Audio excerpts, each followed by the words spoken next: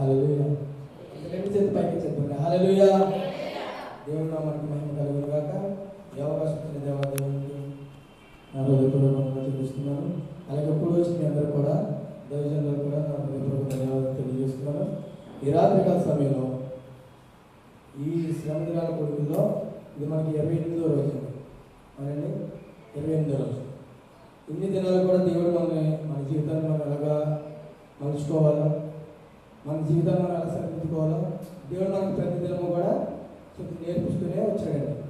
ఈ దినం చూడండి, పేతురు రాసిన పత్రిక 5వ అధ్యాయము, మొదటి పేతురు పత్రిక 5వ అధ్యాయము 1-8 ఏం చెప్తున్నాయంటే, మనం ఎలా ఉంటే, ఎలాంటి మనసు మనం కలిగి ఉంటే దేవుని యొక్క ఆ యొక్క కిరీటాన్ని పొందుకుంటాము, ఆయన యొక్క మేలు మనం పొందుకుంటామని చెప్పేసి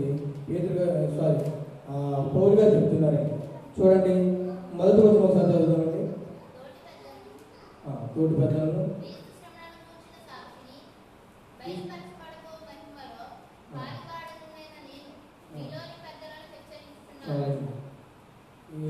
ఈయన ఏంటండి పౌలు గారు చూడండి, క్రీస్తు శ్రమలను కూర్చిన సాక్షి.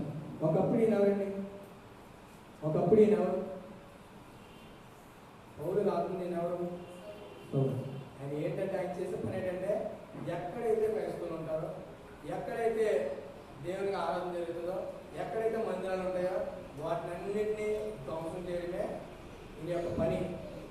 వాటినన్నింటినీ క్రైస్తవుల్ని హింసించడమే ఈయన చేసే పని. కానీ అలాంటి ఆయన ప్రేమడు క్రీస్తు శ్రమలను కూర్చిన సాక్షి. చూడండి ఎంతలా మారాడు. ఇప్పుడు ఈ పౌలు గారు చెప్తుంది ఏంటంటే, చూడండి 5వ వచనం, చిన్నపిల్లలారా మీరు పెద్దలకు లోబడి ఉండి మీరందరూ ఎదుటివారిని ఎడల దేన మనస్సును వస్త్రము ధరించుకొని, చూడండి, దేన మనస్సును వస్త్రము ధరించుకొని. ఎలా వస్తుందండి? పిల్లలని ఎందుకు అన్నాడు అంటే, మనకి అది ఎలా వస్తుంది? చిన్నప్పటి నుంచి ఎలా వస్తుందంటే, మనం చెప్పాలి పిల్లలకి. ఏం చేయాలండి? మనం చెప్పాలి. ఒక సేవకులు చెప్పారు ఎలాగని, ఏమంటే ఒక ముసలాయన ఉన్నాడంట, తూము దగ్గర ఒక ఉంటాయి కానీ తూముల దగ్గర కూర్చోడానికి పళ్ళలు, ఆ పళ్ళ మీద కూర్చొని ఆ యవనస్తులు చెప్తున్నారంట. అంటే ఏమనుకోకండి, నేను చెప్తాను, ఆ సేవకులు చెప్తే నేను చెప్తాను. ఆ ముసలాయన అంటాడంట, నేను మీ వయసులో ఉన్నప్పుడు మీ అమ్మమ్మ దగ్గరికి వార్తలకి వెళ్ళామంటారా అంటే ఎలాంటి బోధిస్తున్నాడు యవనస్తుడికి? ఆ యవనస్తుడికి ఏం బోధిస్తున్నాడు? తన ఈ పాపం ఎలా చేశాడో అది బోధిస్తున్నాడు. అది బోధించేది, అది చెప్పగలిగేదండి? అది కాదండి. అది కరెక్ట్గా మార్గం అంటే అది కాదు. ఎవరు ఏం చెప్పాలి? అని నాయన మీ వయసులో ఉన్నప్పుడు నేను చాలా పాపం చేశాను కదా, చాలా చాలా ఘోరమైన పనులు చేశాను, అందరికీ నేను ఇప్పటికీ కూడా ఇలా ఉండిపోయాను, చాలా శ్రమలు అనుభవించాను, ఎందుకంటే నేను చేసిన తప్పులు కాబట్టి అని చెప్పాలి. ఏం చెప్పాలండి? అలా చెప్పకుండా ఏమంటాడంట, నేను ఇలా చేసేవాడిని చెప్పి ఏం చేస్తున్నాడు? తప్పు కావాలని అనిపిస్తున్నాడు. కాబట్టి మనం ఏం చేయాలంటే, పిల్లలకి ఏమని చెప్పాలి? చూడండి, బైబిల్లో ఒక మాట ఉంటుంది, బాలు నడవలసిన త్రోవ వాడికి నేర్పుము, వాడి పెద్దవాడు అయినప్పుడు దాని నుండి తొలగిపోవడం చెప్పేసి. ఎవరిస్తుంది దేని చేత తాము నడుచు శుద్ధి చేసుకుంటారు అంటే దేవుని వాక్యం చేతనని చెప్పేసి బైబిల్ లేఖనాలు సెలవిస్తున్నాయి. కాబట్టి మనం ఏం చెప్పాలి? పిల్లలకి కూర్చోబెట్టి ఏం చెప్పాలండి? అరే బాబు, స్కూల్ నుంచి రాగానే హోంవర్క్ చేయకపోతే ఏమిస్తారు? ఫోన్ చూసుకుంటూ హోంవర్క్ చేయాలంట. అంతేండి. అన్నం తినకపోతే వారికి ఫోన్ ఇచ్చేసి గోరుముద్దు తినిపిస్తారు. ప్రజెంట్ అదే నడుస్తుంది కదండి. ప్రజెంట్ ప్రే నడుస్తుంది, అదే నడుస్తుంది. కాబట్టి మనం ఏం చెప్పాలి? బాలు నడవలసిన త్రోవను వారికి నేర్పు, వారి పెద్దవాడు అయినప్పుడు దాని నుండి తొలగిపోవడం చెప్పి చెప్తాం. చూడండి, యాకోబు పత్రిక 1వ అధ్యాయం 12వ వచనం.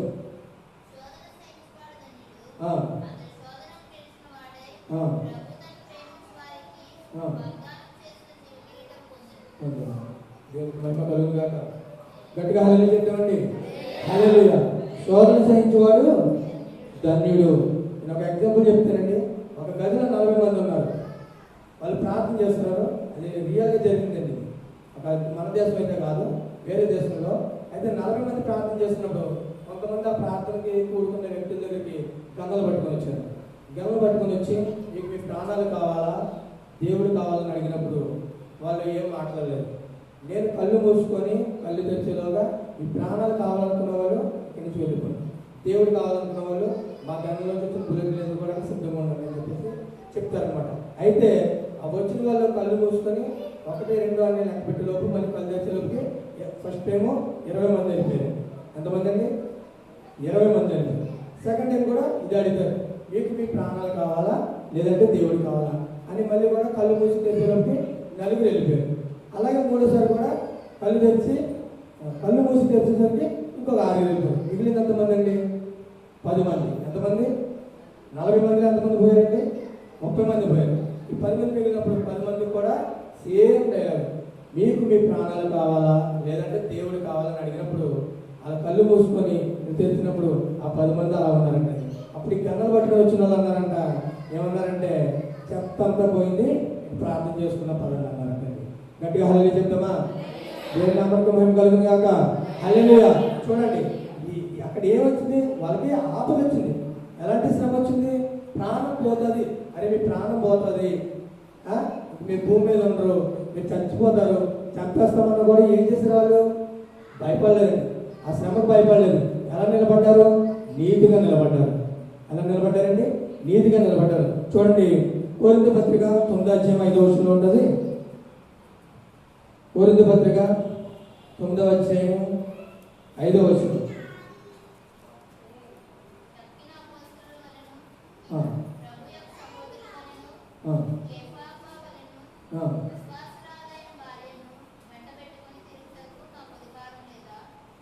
ఎంతమ్మా? మొదట కోరింది 9:5. తక్కిన అపోస్తలుల వలన ప్రభు యొక్క సహోదరుల వలన కేఫా వలన విశ్వాసురాలైన భార్యను వెంట పెట్టుకొని తిరుగుటకు మాకు అధికారం లేదా? మరియు పని చేయకుండాటకు నేనును బర్నబై మాత్రమే అధికారం లేని వారమా? ఎవడైనా తన సొంత ఖర్చు పెట్టుకొని దండులో కొలువు చేయగా ద్రాక్ష తోట వేసి దాని ఫలం తినని వాడెవడు? మందను కాచి మందపాలు త్రాగని వాడెవడు? చూడండి మనకి ఇక్కడ 1 పేతురు గ్రంథంలో ఉంటుందండి. 1 పేతురు పత్రికలో 5వ అధ్యాయానికి వచ్చేద్దాము. 1 పేతురు పత్రిక 5వ అధ్యాయానికి వచ్చేద్దాం. దేవుడు ఏమన్నాడంటే చూడండి 2వ వచనం, బలిమి చేత కాక దేవుని చిత్త ప్రకారము ఇష్టపూర్వకంగాను దుర్లాపేక్షతో కాక సిద్ధ మనసుతోను మీ మధ్యనున్న దేవుని మందను పై విచారణ చేయుచు దానిని కాయుడి. ఏ మందనండి? దేవుని మందను. చాలా మంది ఏంటంటే చెప్తున్నాను, చాలా మంది సంఘంలోనూ అంటే మన సంఘంలో ప్రెసిడెంట్ అని సెక్రటరీ అని ఇలాంటివి ఎవరు లేరు ఉన్నారండి. అలాంటివి ఎవరు లేరు. మనం అందరూ కూడా సమానమే, ఇంక్లూడింగ్ మీ పాస్టర్ గారితో సహా. నేను చాలా మందిని చూశాను, ఏ దైవజనుడైనా ఆవిడ చిన్నదవనియండి, వయసులో పెద్దదవనియండి, ఆయన చిన్నవాడవని పెద్దవాడవని, దైవ సేవకులకి వాళ్ళొక్క ఇచ్చే కోరిక ఎలాంటిదంటే బయట అలా ఉన్నా పర్లేదు కానీ సంఘంలో మాత్రం అమ్మగారండి అయ్యగారు ఇదే పిలిపి. కానీ మీ పాస్టర్ గారి దగ్గర ఎవరు కూడా అలలేరు. అక్క అంటే అక్క, చెల్లి అంటే చెల్లి, అంతేనండి. అంతే. కానీ చాలా మంది ఏంటంటే అధికారం చేస్తారు. ఏంటండి? ఇది మా సంఘం, మేము చెప్పినట్టుగానే ఇక్కడ వినాలి, మేము చెప్పిందే వేదం, నా మాట శాసనం అన్నట్టుగా చెప్పేసి చాలామంది ఉంటున్నారు. అవునండి. కానీ ఇక్కడ అలా కాదండి. ఎవరిని కూడా దేవుడు ఏమన్నా పై విచారణ చేయొద్దు, నీకే ఏమి కూడా ఆశించొద్దు అని చెప్పేసి బైబిల్ చదివిస్తుంది. అంటే ధనం కానీ మీరు ఇచ్చే పానులు కానీ లేదంటే ఏదైనా మనం ఎలా ఉండాలంటే ఒక బైబిల్ చెప్తుందండి. ఇదే పౌరులు చెప్తారు ఎలా ఉండాలంటే మీరు బోధకులుగా ఉండొద్దు, అపోస్తులుగా పిలవడానికి ఉండొద్దు, మీరు రెవరెండ్గా పిలవడానికి ఉండొద్దు. మీరు ఎలా ఉండాలంట? సహోదరుడు అని మాత్రమే అనబడాలి. ఏమనబడాలండి? సహోదరుడు అని మాత్రమే. ఇప్పుడు ఈ రెవరెండ్ బిషప్ ఇవన్నీ అలా పెట్టుకున్నాయండి, మనుషులుగా మనం పెట్టుకున్నవి. వాటి వల్ల మనకి ఏమైనా వస్తుందండి? ఏమీ రాదండి, ఏది కూడా రాదు. పౌలు గారు ఏమన్నారంటే, నేను క్రీస్తు శ్రమలను కూర్చున్న సాక్షిని, బయలుపరచబడబోవు మహిమలో పాలువాడినైనా నేను మీలోని పెద్దలను హెచ్చరించుతున్నాను. చూడండి ఏం చేస్తున్నాడంట? సంఘంలో ఉన్న పెద్దలని హెచ్చరిస్తున్నాడంట. ఏమనండి? సంఘంలోకి ఎవరు వచ్చినా ఎవరిని కూడా తక్కువగా చూడద్దు. ఎవరు మీరు లేని వాళ్ళు, మీరు ఉన్నవాళ్ళు, మీరు సంఘంలో ముఖ్యంగా ఉండకూడదు ఏంటంటే కులగజ్జి. ఏముండకూడదండి? కులగజ్జి అనేది అసలు ఉండకూడదండి. ఎప్పుడైతే ఇది మా కులం వాళ్ళు, వీళ్ళు మా మతం వాళ్ళు, అంటే మా కష్టం అసలు ఉండకూడదు. అది ఉంటే దేవుడి రాజ్యంలో పోవండి. మనం పోతామండి దేవుడి రాజ్యంలో అసలు వెళ్దాం. చూడండి, ఒంటెంత సూది గజ్జనం దూరడం సులభం కానీ ధనవంతుడు కానీ కులగజ్జున్నవాడు కానీ మతం గజ్జున్నవాడు కానీ దూరడం చాలా కష్టం ఉంటుంది. అంటే ఒంటె చిన్నదండి, అది సూది గజ్జనంత ఉంటుందండి. మనం కళ్ళు కనిపించి మనం దారి దూరడానికి చాలా కష్టపడతాం. అలాంటిది ఒంటె దూరడం సులభం కానీ నేను ఎగ్జాంపుల్ చెప్పాను. ఒంటె సూది గజ్జనం దూరడం సులభం కానీ ధనవంత ప్యాక్స్ ఉన్నవాడు కానీ కులగజ్జున్నవాడు కానీ ఎవ్వరు కూడా ఏంటంటే వెళ్ళారండి, పర్వరాజు చేరుకోలేరండి. కాబట్టి పౌలు గారు చెప్తున్నారు ఏమిటంటే, నేను దేవుడు పోలి నడుచుకున్నాను కాబట్టి మీరు నన్ను పోలి నడుచుకోండి అని చెప్పేసి చెప్తున్నాడండి. అయితే మనం కిరీటం పొందుకోవాలి. ఏ కిరీటం అది? ఇక్కడ ఏ కిరీటం అని చేయడానికి చూడండి.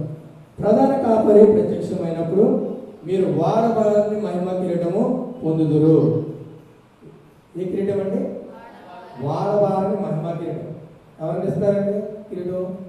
ఇప్పుడు చూడండి, 10 మంది పరిగెడుతున్నప్పుడు ఏంటండి, 10 మంది పరిగెడుతున్నప్పుడు వాళ్ళు ఏం చేస్తారంట? ఎలాగైనా నేను కప్పు కొట్టాలి, ఎలాగైనా నేను దీన్ని గెలవాలి అని చెప్పేసి ఏం చేస్తారు? పరిగెడుతూనే ఉంటారు. ఖచ్చితంగా ఆ యొక్క క్షయమైపోయే దానికోసం, దేనికోసం అంటే క్షయమైపోయే దానికోసం చాలా ప్రాబ్లమ్స్. మరి ఈ యొక్క కిరీటం పొందుకోవాలంటే మనం ఎలా పరిగెట్టాలండి? దేవుల్లో ఎలా పరిగెట్టాలండి? నీతిగా పరిగెట్టాలి. ఎలా పరిగెట్టాలండి? ఓర్పుగా పరిగెట్టాలి. ఎలా పరిగెట్టాలండి?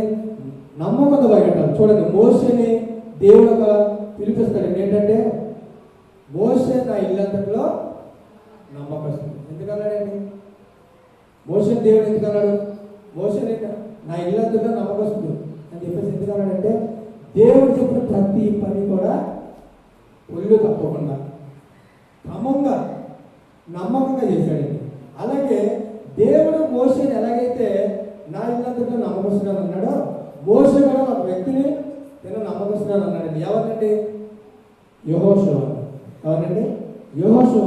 ఎందుకంటే దేవుడి దగ్గర మోషే ఎలాగైతే ఉన్నాడో, మోషే దగ్గర కూడా యెహోషువ అంతే నమ్మకంగా ఉన్నాడు. అందుకనే పాలు తేనెలు ప్రవహించు ఆ దేశానికి అడుగు పెట్టాడు అన్నమాట. దేవుడికి మహిమ కలుగును గాక. ఈ రాత్రికాల సమయంలో నేను చెప్పేది ఏంటంటే, చూడండి, ఎంతమంది అయితే ఆ యొక్క మేడగదిలో 40 మంది ప్రార్థన చేస్తున్నప్పుడు ఆ శ్రమను చూసి వారు ఎంత భయపడ్డారో, వీళ్ళు నన్ను ఖచ్చితంగా చంపేస్తారని చెప్పేసి వాళ్ళ ప్రాణాలు కాపాడుకోవడానికి వాళ్ళు ఎలాగైతే పారిపోయారో, పారిపోయిన వారి వల్ల మనం ఉండకూడదండి. ఎలా ఉండాలి? పోతూ పోయింది. చూడండి, పౌలు గారు ఒక మాట అంటారు, బ్రతుకుడు క్రీస్తే చావైతే మేలు. అంత నమ్మకంగా ఉన్నాడు కాబట్టి అండి, ఎంతైతే దేవుడిని ఎంతైతే హింసించాడో, ఎంతైతే ఆయన బిడ్డలు బాధ పెట్టాడో, ఎంత శ్రమ పెట్టాడో, అంతే రీతిగా ఆ శ్రమను అనుభవించడానికి పౌలు ఏం చేశాడంటే సన్నద్ధుడు ఏంటంటే, ఎలా సిలువ వేయబడ్డాడండి? 40 రోజులు సిలువ వేయబడ్డాడు. అవునండి, ఎలా సిలువ వేయబడ్డాడు? యేసు ప్రభువుని సిలువ వేసినట్టుగానే పౌలు గారిని కూడా సిలువ వేసాడు. ఎందుకంటే తను ఇష్టపడ్డాడు. తను ఏం చేశాడండి? ఇష్టపడ్డాడు. నేను ఇక్కడ ఎంత నలగబడతానో, నేను ఇక్కడ ఎంత శ్రమ పొందుకుంటానో, నేను ఎంత అవమానం పొందుతానో, ఎంత నిందలు పడతానో, నాకు ఇది అవసరం కాదు. నాకు ఏంటంటే, మనకి ఏది అవసరం కాదు? భూమి మీద చాలా మంది చూడండి, చాలా మంది ఏంటంటే పేరు కోసం, నాకు సంఘంలో పేరు ఉండాలి, లేదంటే ఊళ్ళో పేరు ఉండాలి, నా గ్రామంలో నాకు ఒక పేరు ఉండాలి, నా కుటుంబంలో నాకు ఒక పేరు ఉండాలి. ఏంటంటే మనుషులు ఏం చేస్తారంట? మనుషుల పేరు వాళ్ళకి ఏమి వస్తుందండి? ఇప్పుడు మీ ముందు ఒక మాట మాట్లాడతారు ఏంటండి, అబ్బా ఎంత మంచి పేరు ఉందిరా, ఎంత డబ్బు ఉందిరా చూడరా అంటారు. కానీ వెనకాల ఏమంటారు? మీ దగ్గర కాకుండా, మీ మొక్కలో కాకుండా వేరే వాళ్ళ దగ్గర ఏమంటారు? వాడికి డబ్బు ఉందనే పొగరు, ఊళ్ళో వాళ్ళకి ఒక ఇది ఉందనే గర్వం అని చెప్పేసి మీ దగ్గర మాట్లాడారు. ఎక్కడ మాట్లాడతారు? పక్కకి వెళ్ళి మాట్లాడతారు. అది కరెక్ట్ అని మరి మనం ఎక్కడ పేరు సంపాదించాలి? ఎక్కడ పేరు సంపాదించాలి? జీవగ్రంథంలో పేరు సంపాదించాలి. దేవుడికి మహిమ కాక. ఎప్పుడైతే మనం నీతిగా ఉంటామో, ఎప్పుడైతే మనం చూడండి, ఎప్పుడైతే పైన ఎక్కడ ఎవరి దగ్గర అండి, ఎవరి దగ్గర మనకి ఏదైతే తప్పు చెప్పాడో ఆ పనిలో మనం ఎలా ఉండాలంట? సమానంగా పోవాలి. కానీ అరే బాబు నేను లేడు కదా, నేను ఏం చెప్పినట్టే వినాలి, నా మాట మీరు వినాలి అని చెప్పేసి ఉంటే అది మనకి తగదండి. దేవుడు ఏం చెప్తున్నాడంటే మీరు పై విచారణ చేయవారిగా ఉండొద్దు. మీరు ఎలా ఉండాలి? మీరు ఎలా ఉండాలండి? చూడండి, చిన్నపిల్లలారా మీరు పెద్దలకు లోబడి ఉండి మీరందరూ ఎదుటివారి వల్ల దీన మనస్సు అనే వస్త్రము ధరించుకొని మిమ్మును అలంకరించుకొని. ఏ మనస్సు అండి? దీన మనస్సు అంటే తగ్గింపు జీవితం. ఏం కలిగి ఉండాలండి? తగ్గింపు జీవితం కలిగి ఉండాలి. తగ్గింపు జీవితం ఎలా వస్తుంది మనకి? తగ్గింపు జీవితం ఎలా వస్తుంది? చూడండి, ఒక చిన్న మాట అంటే మనం ఓర్చుకోలేమండి. మన ఇంట్లో వాళ్ళంటేనే ఓర్చుకోలేము. ఓర్చుకుంటావా? బయట అంటే ఓర్చుకోగలమండి? ఓర్చుకోలేము. వెంటనే సెరెత్తిపోతుంది. చాలా బాగుంటుంది. అవునంటారు కాదంటారు? చాలా బాగుంటుంది. కానీ యేసుప్రభువుతో మాట్లాడుతుంది. తన పొందిన దెబ్బల చేత, తన పొందిన శ్రమల చేత ఆయన ఏం నేర్చుకున్నాడంట? విధేయత నేర్చుకున్నాడంటే. ఏం నేర్చుకున్నాడంట? విధేయత నేర్చుకున్నాడంటే లోబడి నేర్చుకున్నాడు. తండ్రికి ఏం చేశాడంట? ప్రభువా వీరేం చేయించున్నారో వీరెరుగరు కనుక వీరిని క్షమించుడి. అందుకని చూడండి, ఇక్కడ పొందుకున్న శ్రమలన్నిటి చేత ఆయన ఏం బాధపడలేదు. ఎందుకంటే పైన ఆయనకి ఒక సింహాసనం ఉందండి. దేవుడికి మహిమ కలుగును గాక. ఏమని? ఒక సింహాసనం ఉంది. ఆయన ముందుగానే ఎరిగి ఉన్నాడు. ఏమని? నేను ఎన్ని శ్రమలు పొందినా, ఎన్ని కష్టాలు పొందినా, ఎన్ని బాధలు పడినా నాకంటూ ఒక స్థానం ఉంది నా దేవుని దగ్గర. దేవుడికి మహిమ కలుగును గాక. ఏమని? నాకంటూ ఒక స్థానం నేను పొందుకున్నాను కాబట్టి, కలిగి ఉన్నాను కాబట్టి నేను ఈ లోకంలో ఎలాంటి శ్రమలు వచ్చినా, ఎలాంటి బాధ వచ్చినా నేను భయపడనక్కర్లేదు అని చెప్పేసి దేవుడు అంటున్నాడు. కాబట్టి దేవుడు లాంటి మనసు ఎవరు కలిగి ఉన్నారండి? పౌలు కలిగి ఉన్నాడు. కాబట్టి పౌలు అంటాడండి ఏమని? నేను దేవుడు పోలి నడుచుకున్నాను కాబట్టి మీరు నన్ను పోలి నడుచుకోండి అని చెప్పేసి అన్నారు. చూడండి, ఒక డైవిజన్ ఉన్నాడు. ఆయన ప్రకాష్ యేసుడి గారు అని చెప్పేసి ఒక డైవిజన్ ఉన్నాడు. ఆయనకి కడుపులో చాలా విపరీతమైన నొప్పి వస్తుంటే హాస్పిటల్ తీసుకెళ్ళారు. హాస్పిటల్ తీసుకెళ్తే ఆయనకు ఆపరేషన్ అయిపోయింది, ఇచ్చేసారు.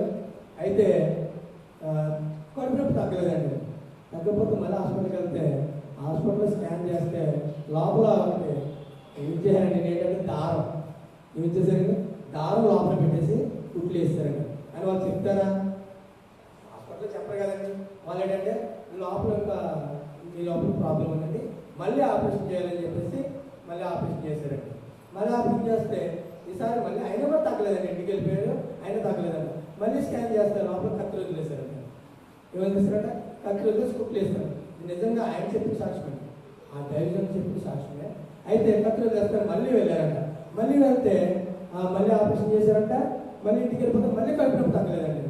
మళ్ళీ కడుపు నొప్పి తగ్గకపోతే మళ్ళీ స్కాన్ చేస్తారు, లోపల గ్లౌజ్ వదిలేశారండి. ఏమో చేశారంట? గ్లౌజ్ వదిలేశారంట.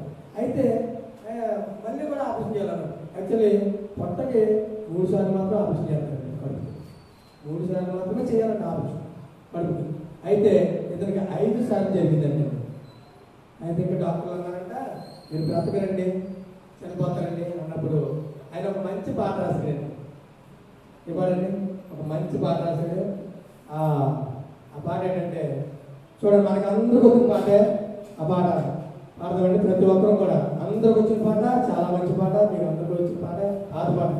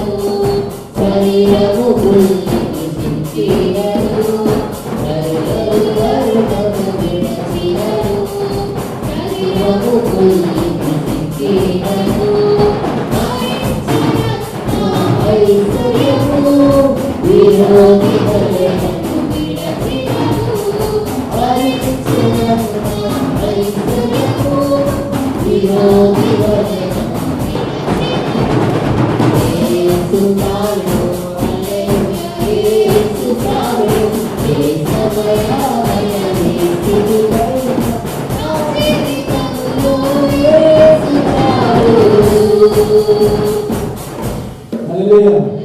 చూడండి, ఆయనకి ఏమి చెప్పారంటే డాక్టరు, చనిపోతారు, ఇంకా అవసరం లేదమ్మా తీసుకెళ్ళిపోయినా. తప్పెవరిదండి? తప్పెవరిది? ఆపరేషన్ చేసిన డాక్టర్స్దే తప్పారు. నాకు మంచి సేవలు ఆయన చాలా గొప్ప సేవలు. అయితే ఆయన యొక్క నిరీక్షణ ఏంటి?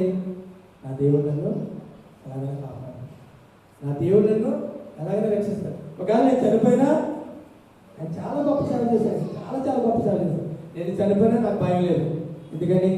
నాకు యేసు చాలు, ఆయన నోట ఆయన అన్నాడు, నాకు యేసు చాలు, నాకున్నా లేకపోయినా ఏం పర్వాలేదు అని చెప్పేసి దేవుని దగ్గరికి లేదు చెప్తున్నాను. ఎందుకంటే ఆయనకు ఒక నిరీక్షణ ఉంది. ఏంటంటే నేను చనిపోతే ఆయన యొక్క కిరీటాన్ని నేను పొందుకుంటాను. నేను ఇప్పుడు చనిపోతే ఆయన యొక్క కిరీటాన్ని నేను పొందుకుంటాను. భయపడలేదండి, ఆయన చావు గురించి భయపడలేదు. ఈరోజు మనం ఏంటంటే చిన్న శ్రమ వస్తే ఏం చేస్తామంటే, బాబు మనకు రాబోతుందని శ్రమ. ఏంటంటే ముద్ర అండి, అది ఎక్కడ వేస్తారంట? నుదుటి మీద వేస్తారంట. ఇప్పుడు మనం ఎలాగైతే రేషన్కి వెళ్ళి తంబు వేస్తున్నామో, తంబు ఉండదు, జస్ట్ స్కాన్ పెడతారంట. చూడండి, కరోనా టైంలో మనకు ఒక ఇక్కడ పెట్టేవారు, ఎంత ఉందో టెంపరేచర్ ఎంత ఉందండి. అలాగే మనకు ఒక మిషన్ పెడతారండి, లోపల ఉంటుందంట సెన్సార్, అది లోపల పెడతారంటే నా ముద్ర వేసి. రాబోయే దినాల్లో మనకు జరిగేది అదే. చూడండి, ప్రకటన గ్రంథంలో రాసి ఉంటుంది 666 ముద్ర, ప్రకటన గ్రంథంలో రాసి ఉందండి. ఆ ముద్రే రాబోయే దినాల్లో మనకి. ఎప్పుడైతే ఆ ముద్ర వేయించుకోమో వారికి రేషన్ ఉండదు, ఏమి ఇంకా ఇతర సౌకర్యాలు మనకు కావాల్సింది ఏది కూడా దేవుని అందులో బిడ్డలకి ఏది కూడా రాదండి. ఎప్పుడైతే ఆ శ్రమను, చూడండి, శ్రమను సహించేవాడు ధన్యుడు. ఎప్పుడైతే మనం ఆ శ్రమను ఓర్చుకుంటామో, ఆ శ్రమను సహిస్తామో, ఇప్పుడు మనం ఏం పొందుకుంటామంట? దేవుని యొక్క కిరీటాన్ని పొందుకుంటామంట. చూడండి, 2 తిమోతి పత్రిక 4వ అధ్యాయము, 2 తిమోతి పత్రిక 4వ అధ్యాయము 8వ వచనం. ఇక మీదట నా కొరకు నీతి కిరీటం ఉంచబడి ఉన్నది. ఆ దినమందు నీతి గల న్యాయాధిపతి అయిన ప్రభువు అది నాకు మాత్రమే కాక తన ప్రత్యక్షతను అపేక్షించు వారికి అందరికీ అనుగ్రహించును గాక. గట్టిగా హల్లెలూయా చెప్తామండి. హల్లెలూయా. ఎవరికి ఇస్తారంటే ఇది పౌలు గారు ఒక్కరికే కాదండి. ఆయన అంటున్నాడు, నాకు మాత్రమే కాదు, తన ప్రత్యక్షతను ఎవరైతే అపేక్షిస్తారో, చూడండి, తన ప్రత్యక్షతను అపేక్షించు వారికి అందరికీ అనుగ్రహించను. ఈ దినం దేవుడు అంటున్నాడంటే శ్రమలు వస్తాయి. శ్రమలు రావని చెప్పేసి దేవుడు చెప్పలేదండి, శ్రమలు పెట్టడం చెప్పేసి దేవుడు అనలేదండి. శ్రమలు పెట్టేవాడైనా, గాయం పరిచేవాడైనా, ఆ గాయాన్ని కట్టేవాడు కూడా ఆయనే. ఎందుకంటే ఎగ్జాంపుల్ మనం చూసామండి, యోబు గారు పరలోకంలో ఒక సమావేశం జరుగుతుంటే సాధారణ ఏం చేస్తున్నాడండి, ఆ సమావేశం మధ్యలోకి వెళ్ళి తిరుగుతున్నాడంట. ఆ జనం మధ్యలో తిరుగుతుంటే అడుగుతాడంటే, నువ్వు ఎందుకు వచ్చి ఎక్కడికంటే, ఇప్పుడు ఆ సమావేశంలో మాట్లాడుతున్నావు, నువ్వు ఎందుకు వచ్చి ఎక్కడికంటే, నీ భక్తుడు ఉన్నాడు యోబు, ఒకసారి తను నాకు అప్పగించు, కానీ ఎంత భక్తుడు నేను నిరూపించేస్తున్నప్పుడు దేవుడు ఏం చేశాడండి? అప్పగించాడంటే తను ఏమన్నాడు? శరీరం మీద, తనకు సంబంధించిన శరీరం మీద నువ్వేదైనా చేసుకో, నీకు అధికారం ఇచ్చాడు, కానీ తన ప్రాణం తీసే అధికారం మాత్రం నీకు ఇవ్వలేదని చెప్పేసి దేవుడు చెప్పాడు, ఇచ్చాడండి. కానీ యోబు మాత్రం సమస్యలిపోయాడా? చెప్పండి. ఆ యొక్క శ్రమ వచ్చిందని చెప్పేసి నేర్చిపోయాడా? దేవుడు వదిలేసాడా? స్నేహితులు వచ్చారు, భార్య అన్నది, ఇంకెంతకాలం అయ్యా నీ దేవుడిని దూషించి నువ్వు చచ్చిపో అని చెప్పేసి భార్య అన్నప్పుడు మూర్ఖురాలా మాట్లాడు, పిచ్చిదాల్లా మాట్లాడు. యెహోవా ఇచ్చాను, యెహోవాయే తీసుకున్నాను. దేవుడు చెప్తున్నాడండి, శ్రమ వచ్చిందని కానీ, నింద వచ్చిందని కానీ, బాధ వచ్చిందని కానీ, ఏదొచ్చినా ఏం చేయాలంట? ఓర్పు కలిగి ఉండాలండి. ఎప్పుడైతే యోబు ఓర్పు కలిగి ఉన్నాడో తన జీవితంలో కోల్పోయినవన్నిటిని కూడా రెండంతలుగా ఆశీర్వాదంగా పొందుకున్నాడు. దేవునికి మహిమ కలుగును గాక. ఈ దినాన్ని దేవుడు చెప్తుంది ఏంటంటే, నీకు వచ్చిన శ్రమలో, నీకు వచ్చిన బాధల్లో, నీ కుటుంబం వల్లనే, నీ పిల్లల వల్లనే నువ్వేం చేయాలి? మౌనం కూర్చొని ఆటం కాదండి. నలుగురితో సమావేశం పెట్టి, ఇంకా నా పిల్లలు ఎలా పాడైపోయారు, నా పిల్లలు నా మాట వినలేదు, నా కోడలు నన్ను పట్టించుకోవట్లేదు, నా భర్త తాగేసి వస్తున్నాడు అని చెప్పేసి నలుగురితో పంచుకుంటే బాధ చేద్దాం. నలుగురితో పంచుకుంటే ఏమవుతాం? అల్లరి పాలైపోతాం, వాళ్ళకు లోపు అయిపోతాం. ఏమంటారు? నీతో నువ్వు చెప్పినంతసేపు బాగా అంటారు. అవునా, అయ్యో అలాగా అంటారు. కానీ వెళ్ళిపోగానే వెళ్ళిపోతే అలా ఆయన ఎప్పుడు తాగేస్తాడంటమ్మా, ఎప్పుడు కొత్తగా ఉంటాడంట. పిల్లలు ఎలా తిరుగుతున్నారంట, కొడుకు కష్టపడుతున్నాడు కానీ తాగేసి వస్తున్నాడు. కూతురు పాపం సరిగ్గా లేదంట, పాటలు పట్టించుకోలేదు. ఎందుకని అవసరమైన మనకి చెప్పుకోవడం వల్ల. అలా చెప్పుకోవడం వల్ల ఏమవుతున్నాం? లోకు అయిపోతున్నాం. నలుగురిలో మనం ఏమవుతున్నాం? చులకనైపోతున్నాం. మన వాల్యూ పడిపోతుందండి. ఎవరైనా మనం మంచిగా చూస్తారా? సమాజంలో మనకు మంచిగా ఉంటుందా? ఇప్పుడు చూడండి, ఏదైనా చెప్పుకున్నప్పుడు ఒకసారి ఆలోచించాలి. ఎందుకంటే పొరపాటున మీకు గొడవ వస్తే మొదటిగా చెప్పేది ఎవరండి? మనం ఎవరికైతే చెప్పామో వాళ్ళే చెప్తారు. ఏమని? నీ బతుకు నువ్వు సరిగ్గా చూసుకో, నీ కుటుంబాన్ని నువ్వు సరిగ్గా చూసుకో. నీ భర్త తెరవలేడు, నీ వాళ్ళు నీ అందుకనే పట్టించుకోవట్లేదు, నీ కొడుకు అందుకని మాట వినట్లేదు, నీ కుటుంబానికి ఏం కాలం ఉంది. ఎందుకంటే చెప్పొద్దండి. ఎవరికి మొరపెట్టాలి? దేవునికి మొరపెట్టాలండి. ఎవరికి మొరపెట్టాలండి? దేవునికి మొరపెట్టాలి అన్నానే చాలా మాట్లాడారు. ఏం మాట్లాడారు? గొడ్డలు తిరిగి ఇంకా పిల్లలు కొట్టరు, ఇంకా పిల్లలకి పనికిరావు అన్నప్పుడు ఏం చేసిందండి? వెళ్ళి ఏడ్చిందా? వాళ్ళ తల్లిదండ్రులు చెప్పి ఏడ్చిందండి? లేదంటే వాళ్ళ భర్త దగ్గరికి వెళ్ళి ఏడ్చిందా? లేదండి. ఎవరి దగ్గరికి వెళ్ళి ఏడ్చింది? దేవునితో చెప్పుకుందండి. దేవునితో ఎప్పుడైతే చెప్పుకుందో దేవుడు అన్నాడు, ఇదే దినాన్ని వచ్చే సంవత్సరం ఒక పిల్లల్ని ఎత్తుకుంది కాక అని చెప్పేసి దేవుడికి బయటకు కాక. ఎప్పుడైతే దేవుడికి నువ్వు మొరపెట్టావో నీ శ్రమ చూడండి, బైబిల్ గ్రంథంలో రాస్తుంది, నీవు నాకు మొరపెట్టుము నేను నీకు ఉత్తరం ఇస్తాను. ఎలాంటి సమయంలో మొరపెట్టాలి? అది ఏ సమయంలోనే, ఏ సమయంలోనే, ఆపదలోనే, నీ సంతోషంలోనే, దుఃఖంలోనే, బాధలోనే, ఏ సమయంలోనే నా దేవుడు అంటున్నాడండి, నీ ప్రార్థనకి జవాబు ఇచ్చే దేవుడే ఉన్నాడు. హల్లెలూయా! గట్టిగా చెప్తున్నాడు. హల్లెలూయా! నేను చూడండి, వయసు ఉడికిపోయింది. ఎవరికండి? సారా గారికి వయసు ఉడికిపోయింది. ఇంకా గర్భం కూడా చాలా కష్టం. కానీ అలాంటి పరిస్థితి ఎవరికి తెలిసింది? అది ఎవరికి తెలుసు? అది ఎవరి వాళ్ళండి గర్భం అనేది? మన వల్ల సాధ్యం కాదు, మనుషుల వల్ల సాధ్యమయ్యేది కాదు. డాక్టర్ చాలా మంది చూడండి ఫెర్టిలిటీ హాస్పిటల్స్ అని ఉంటాయి. ఉంటాయండి. అంటే ఎలాగంటే అది అంటే ఇంజక్షన్ ద్వారా గర్భం దాల్చుకుంటాం. అది 100% సక్సెస్ అవుతుందని ఎవరు గ్యారెంటీ ఇవ్వలేదు. ఎందుకంటే అది దేవుడు పెట్టాలి. కుమారులు ఎవరి నుంచి శ్వాసండి? గర్భఫలము ఆయన ఇచ్చిన బహుమానం. కుమారులు యెహోవా గురించి శ్వాసం. దేవుడు ఆజ్ఞైతే ఏది కూడా జరగదు. కాబట్టి పౌలు గారు మన కోసం అన్ని రాసిచ్చారు. ఎలా ఉండాలంట? లోబడి ఉండాలంట. ఎవరికి? మనల్ని చిన్నపిల్లలతో పోల్చారండి. చిన్నపిల్లలకి ఏమైనా తెలుసండి? ఏమీ తెలియదు. వాళ్ళు ఎలా ఉంటారంటే, వాళ్ళ మనసు ఎలాంటిదంటే పాపం ఎరుగని మనసు. వాళ్ళ మనసు ఎలాంటిదంటే ఏ తప్పు లోపం ఎరుగని మనసు. పసిపిల్లల మనసు కలిగి దేవుడు ఏమన్నాడు? మనల్ని ఉండమన్నాడు. అలాగే ఎప్పుడైతే ఉంటామో ఆయన యొక్క ప్రధాన కాపురి వచ్చినప్పుడు ఏ కిరీటం అంట? వాడవారిని మహిమ కిరీటం అంట. చూడండి, మన కోసం ఏం ఆశపడుతుందంట? 2 తిమోతి పత్రిక 4:8 అన్నాడు. ఏంటంట? ఇక మీద నా కొరకు నీతి కిరీటం ఉంచబడింది. ఏముందంట? మనకి నీతి కిరీటం ఉంచబడింది. ఆ సేవకుడికి ఏమో తెలుసండి? అడిగినప్పుడు వస్తుంది, నాకు ఇలా చేస్తారు, నేను చనిపోతానని ఏమన్నా అనుకున్నారా? అనుకోలేదు. ఆ 40 మంది ప్రార్థన చేస్తున్నప్పుడు కన్నులు కట్టుకొని వస్తారు, వాళ్ళు బెదిరిస్తారు, మమ్మల్ని ఎలా చేస్తారు, వాళ్ళు ఏమని అనుకున్నారా? లేదండి. శ్రమ ఎప్పుడు చెప్పి రాదండి. శ్రమ ఎప్పుడు చెప్పి రాదు. ఎప్పుడైతే దేవుడు ఏమన్నాడు? మెలకు కలిగి ప్రార్థనలో ఉండాలని చెప్పేసి అన్నాడు. చూడండి, 1 పేతురు పత్రికలో రాశారు, మెలకు కలిగి ఉండాలంటే. ఎలా కలిగి ఉండాలంట? మెలకు కలిగి ఉండాలంట. ఆ 5 కన్యకలు ఏం చేశారండి? 5 కన్యకలు ఏం చేశారు? బుడ్డి శుద్ధం చేసుకున్నారు, దాని నిండా నూనె శుద్ధం చేసుకున్నారు, దానికి ఎక్స్ట్రా ఇంకేం చేసుకున్నారు? ఇంకొక బుడ్డిలో నూనె శుద్ధం చేసుకున్నారు. ఏం కలిగి ఉన్నారు? ఒక మెలకు కలిగి ఉన్నారు. అంటే దేవుడు ఏ టైంలో రావచ్చు, ఆ గడియ ఎప్పుడైనా రావచ్చు. నేను సిద్ధంగా ఉండాలి. ఏం కలిగి ఉండాలండి? సిద్ధం కలిగి ఉండాలి. ఎప్పుడైతే దేవుడి యొక్క రాకని వాళ్ళని ఎరిగి ఉన్నారో, ఆ యొక్క బోర వదిలినప్పుడు వాళ్ళు సిద్ధపడి ఉన్నారో. ఎందుకంటే అప్పుడు అక్కడ ఏం చేశారంట? ఎత్తపడ్డారు. మిగతా వాళ్ళు ఏమయ్యారండి? మిగతా వాళ్ళు ఏమయ్యారు? ఉండిపోయారు. ఏంటంటే వాళ్ళకి ఏం లేదు, సిద్ధపాటు లేదు.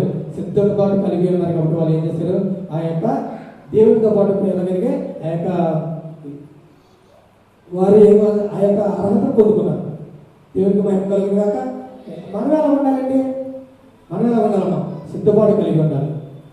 ఇప్పుడు ఒక మాట చూడండి, యేసు ప్రభువారు ఆయనకి తెలుసు ఏమని, తండ్రి నన్ను ఎందుకు పంపుతున్నాడో ఆయనకు తెలుసండి.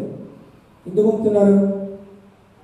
మానవులు వారి యొక్క దేవుడు ఎంత చెప్తున్నా వినట్లేదు కాబట్టి, వాళ్ళకి మాదిరిగా ఏమీ లేదు కాబట్టి నేనే మాదిరిగా నా కొడుకుని నేను పంపించుకుందామని చెప్పేసి దేవుడు ఏం చేశాడంటే తన తనయుడిని ఏం చేశాడంట, భూమి మీదకి పంపించాడట. ఇది చూడండి, ఏముంది అంటే పరలోకాన్ని విడిచి దేవుడు భూలోకానికి వచ్చి ఏమంట ఆ యొక్క స్వరూపాన్ని విడిచిపెట్టి మన కొరకు వచ్చి ఏమయ్యాడంట, చెమట చూడండి, రక్తం కూడా లేదంటే, ఎంత అలాగంటే రక్తం లేదంటే, పల్లెతో పోలుస్తుంటే నీరు కారిందంట. ఏం కారిందండి? నీరు కారిందంట. అయినా కూడా ఆయన బాధపడలేదు, నోరు తెరవలేదంట, ఎదురు చెప్పలేదంట. అందుకనే పాట రాస్తున్నారు కదా, నోరు తెరవలేదా ప్రేమ, బదులు పలుకలేదా ప్రేమ, నోరు తెరవలేదా ప్రేమ, బదులు పలుకలేదా ప్రేమ, ఇది ఎవరి కోసమో ఈ జనుల కోసమే, ఈ జగతి కోసమే, ఈ జగతి కోసమే, ఈ జనుల కోసమే, సిలువలో సాగింది యాత్ర, కరుణామయి దయకరతాత, సిలువలో సాగింది యాత్ర, కరుణామయి దయకరతాత.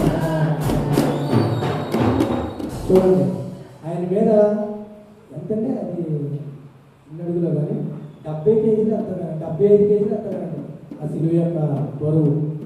75 కేజీల యొక్క వీపు మీద వేసి ఎవరన్నా 5 కేజీలు ఎవరైనా వేయగలరండి?